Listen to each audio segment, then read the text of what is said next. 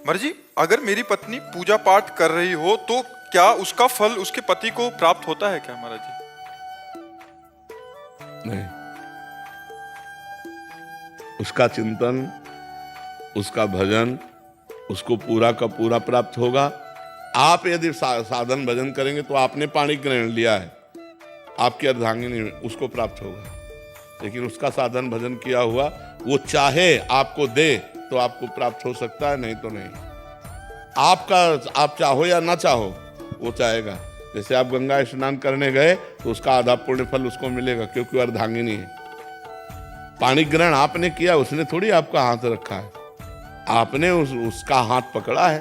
तो पाणी ग्रहण किया है तो पति का किया हुआ धर्म पत्नी को मिलता है। लेकिन पत्नी जो स्वयं धर्म करती है वो चाहे तो पति को दे, नहीं तो स्वयं में वो परमात्मा प्राप्ति के लिए समर्थ हो सकती है। तो करना चाहिए आपको। पत्नी पूजा करती तो आप भी पूजा करो। भक्ति महाराज जी बहुत करते हैं, लेकिन भजन आपका भजन सुनते हैं, रात में नींद नहीं लगती है, 2-2 ढाई बज जाता है महाराज जी। भक्ति बहुत करते हैं यार, आज तक हम नहीं कह पाए भक्ति बहुत करते हैं। हमको भी संकोच लगता है कि अभी करते हैं महाराज जी, जितना हो पाता है उतना करते हैं, ड्यूटी के जितना समय निकाल पाते हैं। ये शब्द ठीक है, जितना हो पाता है उतना करते। बहुत कर ले में तो हम लोगों भी की हिम्मत नहीं इतना कह दें कि बहुत भक्ति करते हैं। आधा पत्नी ले जाती है ना। ना, खूब खूब नाम, भगवान का नाम जप करो। रात में नींद नहीं लगती है महाराज जी। टेबलेट ले लो, नींद का टेबलेट ले लो, क्या करे बताओ। और उसके लिए तो डॉक्टर से बात कर लो कि आपको नींद नहीं आती। नींद ना आने का मतलब है शरीर का अधिक परिश्रम से युक्त ना होना, माइंड का अधिक परिश्रम से युक्त हो जाना। अगर शरीर का परिश्रम सही हो जाए और माइंड शांत रहे तो आराम से नींद आ जाए। अब शांत कैसे रहे? मनोराज्य यही सबका चलता रहता है। ये होने के बाद ऐसा हो जाएगा, इतना हो जाएगा, फिर ऐसे हो जाएगा, फिर ऐसा कर लेंगे, फिर वो भोग लेंगे, फिर कोई टेंशन वाली भी बात आ जाती है, प्रतिकूलता वाली। वही सब सोचते सोचते क्या होता है, मन अशांत हो जाता है। अशांत से कुतः सुखम, जो अशांत मन है उसमें सुख नहीं तो नींद कहाँ।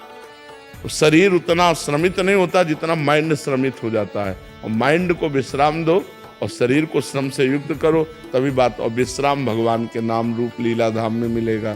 तब लग कुशल न जीव को सपने हो मन विश्राम, जब लग भजत न राम को शोक धाम तज काम। तो इसलिए भाई नाम जप करो, भगवान के सत्संग सुनो, भगवान की लीला कथा सुनो, तो उससे आनंद की प्राप्ति हो। पाप कर्म से बचो। पाप कर्म जो जानते हो कि ये सब पाप कर्म है, उन पाप कर्मों से बचो। आजकल तो बहुत गंदी बातें चल गई हैं, बॉयफ्रेंड गर्लफ्रेंड, गंदी गंदी गंदी बातें, ये तो बहुत हानिकारक हो गई। ब्याह हो गया पति दूसरी से, पत्नी दूसरे से, ये सब बहुत गलत गलत बातें हो रही। और कितना सुंदर पति हो उसको अपने पति पर संतुष्टता नहीं, कितनी सुंदर पत्नी हो उसको अपनी पत्नी पर संतुष्टता नहीं। आज हमारे धार्मिक भारत देश में ये जो गंदी बातें प्रचलित हो गई, कितना मतलब अनिष्ट हो रहा है। पति पत्नी पे विश्वास नहीं रह गया। पतिवंचक पर पति रति करई, रौ नरक कल्प सत परई। जो अपने पति को त्याग कर दूसरे पुरुष से संभोग करती है वो करोड़ों कल्प तक रौ नरक में डाली जाती है। बहुत दुख मिलता है। पर कौन, जब शास्त्र स्वाध्याय नहीं तो मनमानी आचरण होते चले जा रहे हैं। इसलिए पुरुष को भी चाहिए अपनी पत्नी के सिवा किसी की तरफ गंदी दृष्टि न करे, पत्नी को चाहिए अपने पति के सिवा किसी की तरफ गंदा भाव न रखे। गंदी दृष्टि करने से पाप बनता है, पाप अशांति, दुख, डिप्रेशन यही प्रदान करता है।